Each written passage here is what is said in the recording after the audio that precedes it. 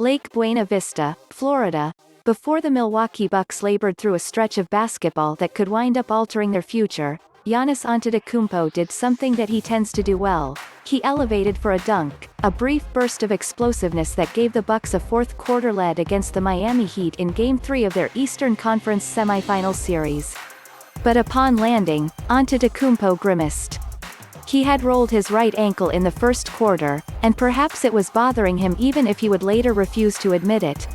But in that moment, his expression, his face contorted in pain as he turned to get back on defense, was, in its own way, a sign of so much more misery to come. The Bucks went the rest of the game without making a field goal, and their 115-100 loss to the Heat on Friday night put them in the deepest hole imaginable. Miami will have a chance to sweep the top-seeded Milwaukee in the best-of-7 of series on Sunday afternoon, while thorny questions are already percolating about the Bucks, and the uncertainty that looms. For the second consecutive year, the Bucks entered the playoffs with the league's best regular season record.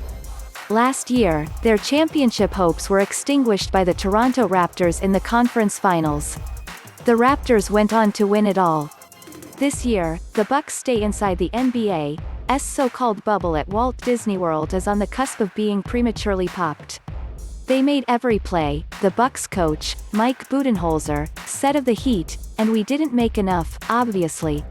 An early exit would be less forgivable this time around. Antetokounmpo, 25, a dynamic force whom the Bucks drafted and groomed, is the favorite to collect his second consecutive Most Valuable Player award sometime in the coming days. But his contract situation, he can become an unrestricted free agent in 2021 if he refuses to sign an extension this offseason, has been brewing like a storm cloud, rumbling closer with each blown postseason opportunity. And while this series is not over, most of the stories about this game will read as epitaphs, including this one, for good reason. No team in NBA history has come back from a 3-0 deficit in a best-of-7 series. The Bucks would need to become the first to sustain their title dreams. Might as well make history, the Bucks' George Hill said. First time in the history of the NBA that we're playing in a bubble. First time that a team can come back from down 3-0. We've got to trust each other and continue to believe. But do they believe? The Bucks missed their final 10 shots as the Heat closed out Friday's game with a 17-1 run.